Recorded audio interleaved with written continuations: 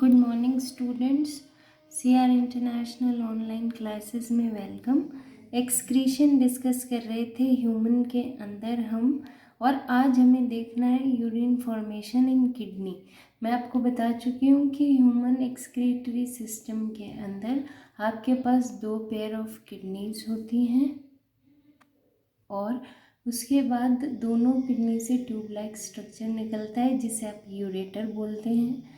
ये ureter excretory material को urinary bladder में कलेक्ट करा देता है और यूरिनरी ब्लैडर में कलेक्ट होकर यूरिथ्रा के थ्रू बाहर निकल जाता है।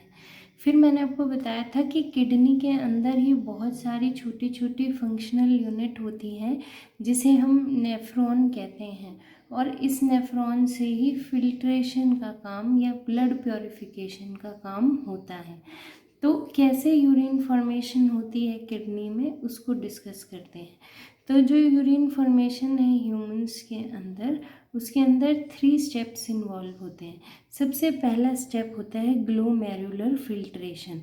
ग्लोमेरुलर कैप्सूल, बोमन्स कैप्सूल, ये सब स्ट्रक्चर में इससे पहले वाली वीडियो किडनी के और नेफ्रॉन का स्ट्रक्चर ड्रॉ करके दिखाया था, आप उसमें देख सकते हैं।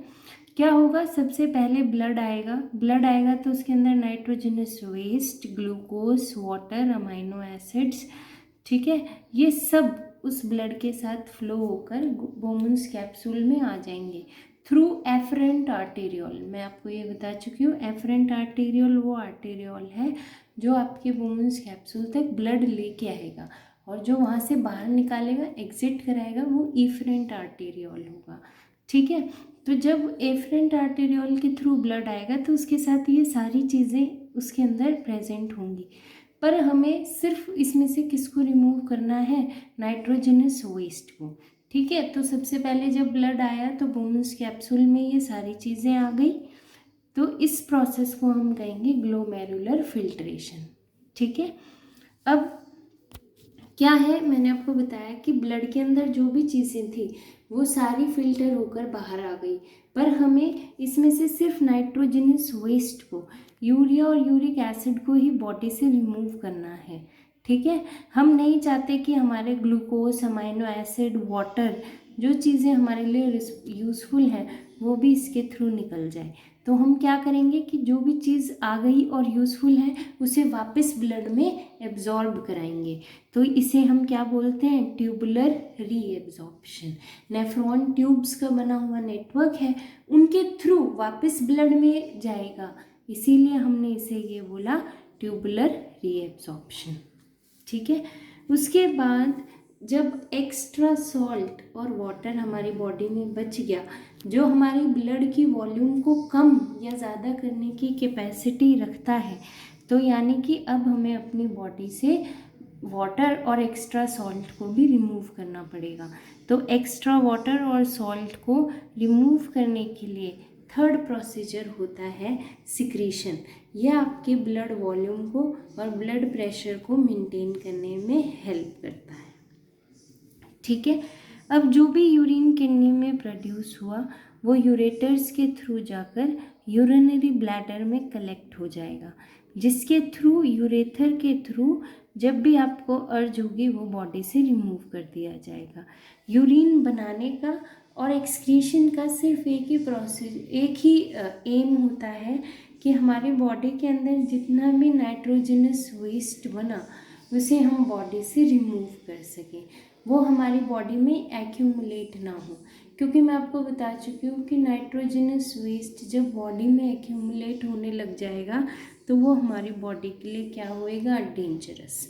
तो जो भी ये नाइट्रोजनस वेस्ट है ये सारा हमारी बॉडी में लीवर के थ्रू प्रोड्यूस किया जाता है। ठीक है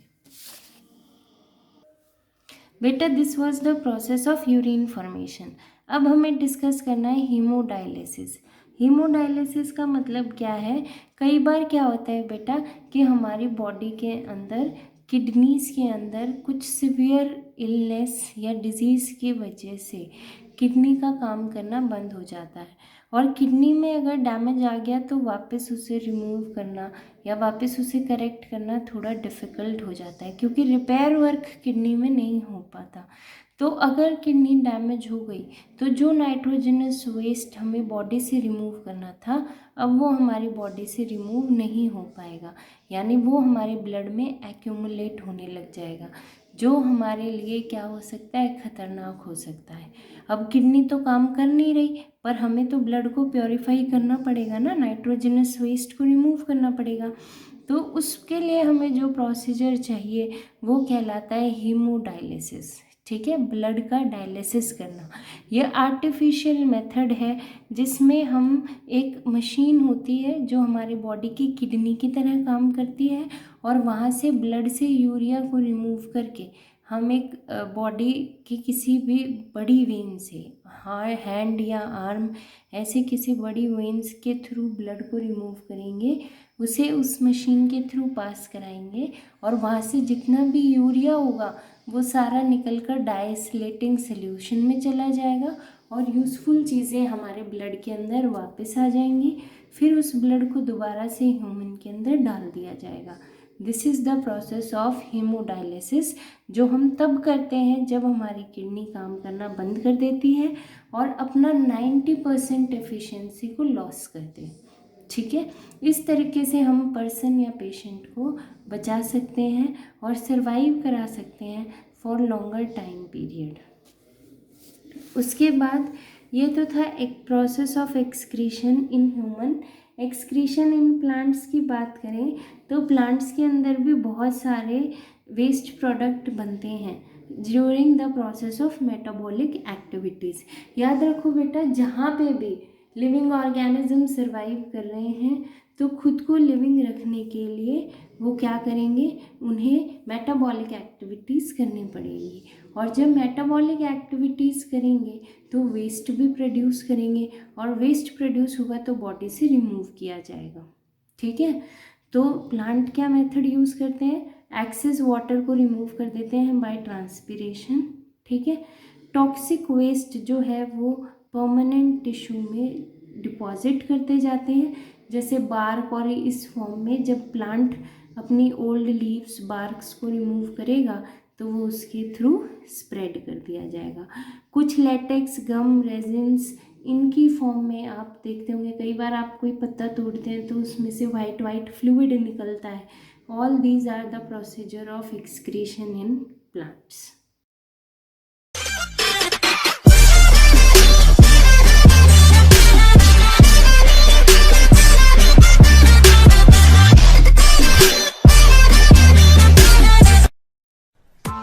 Press the bell icon on the YouTube app and never miss another update.